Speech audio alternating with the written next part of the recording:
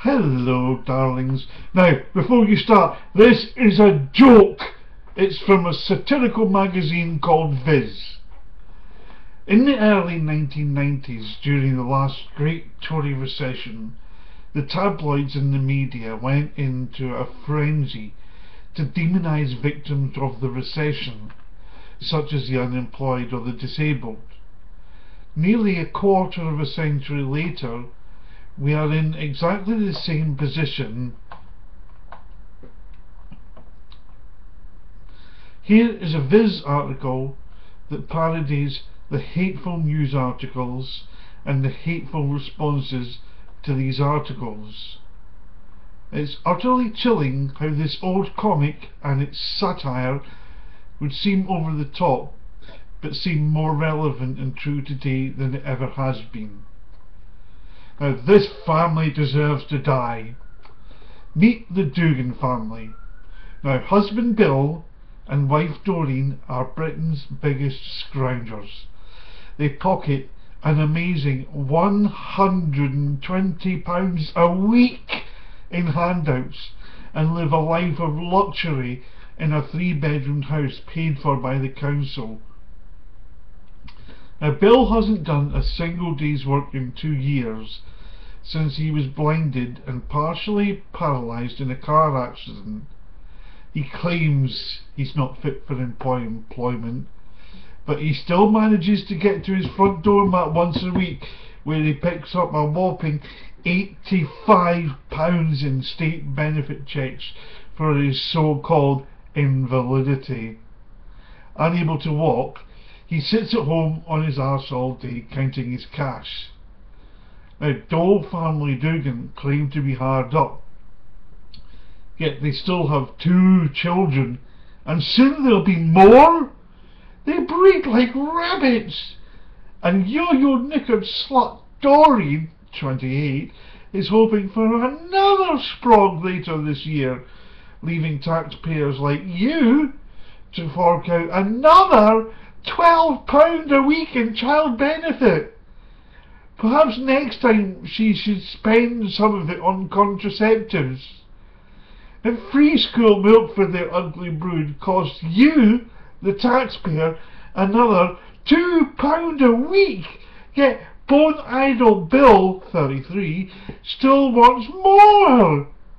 It's difficult getting by on benefits, and I'd like to be able to provide better for my children, the grasping git told our reporter. Now, the kids, Michael, 9, and Angela, 5, have already jumped on the gravy train.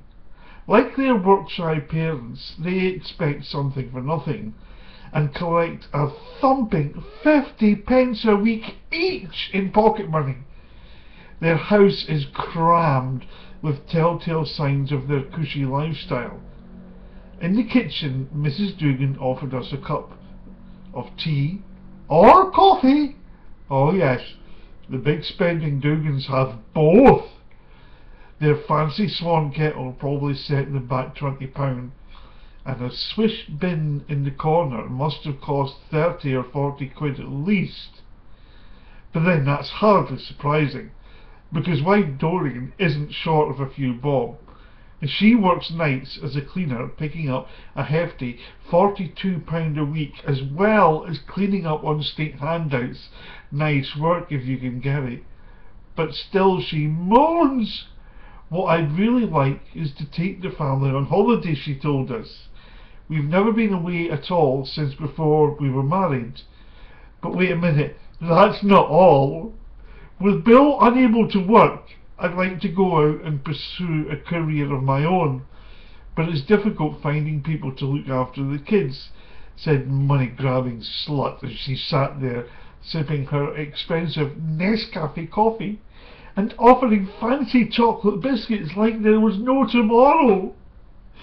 Doreen's weekly shopping bill comes to £60, and she claims it's hard to make ends meet despite raking in pounds in discount vouchers at the supermarket checkout.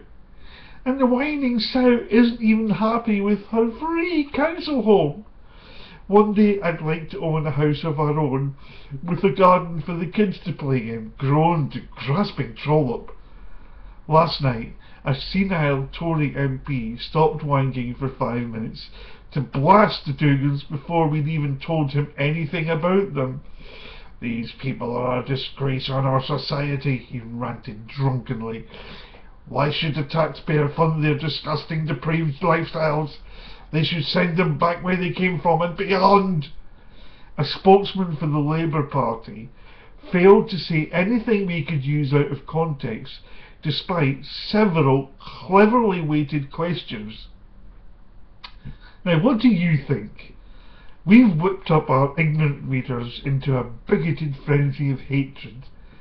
Here's the kind of handouts they'd like to see doled out to the money-grabbing Dugans. I think it's disgusting, said Don Shithouse, bulldog-faced moron mother of 6. Their house is better than mine. People like that don't deserve to die, never mind live, she added. They should have the words, they should tattoo the words filthy scummy bastards on their forehead and put their children in a mental home, said neighbour Edna Pigshit, who gets 20 pence an hour less than Mrs. Dugan at her cleaning job. They're just vermin, that's what they are. Hanging's too good for them. They should string them up and throw away the key. Cut his cock off and make him eat it, said disabled war veteran Joe Mengler, 82, of Leeds. Plucky Joe, who lost all his teeth biting a U-boat, gets by on a paltry 2 pence a week army pension and is regularly mugged in his home by glue sniffer. And I'd pull the lever myself, he added. They should cook him in his own blood and make him eat himself, then stone him to death with his own daggers, said taxi driver Ron Biggett, who works a 60-hour week and comes home with less than £200 since all the foreigners came over here and took all the jobs and the women. If he has any more babies, the doctor should pop their heads with their fingers like baby rats, he added. Ring our hateline. Have your neighbours got a nicer house than you? Do they appear better off than you are? Or perhaps their garden is a mess? Or their kids have got snotty noses? Ring us today on 0171 922 7386 and tell us about your nightmare neighbours. Perhaps we can arrange for a lynching. Ring us today. There's dozens of jumped up little shit fresh reporters straight out of college and with no morals whatsoever waiting to take your call.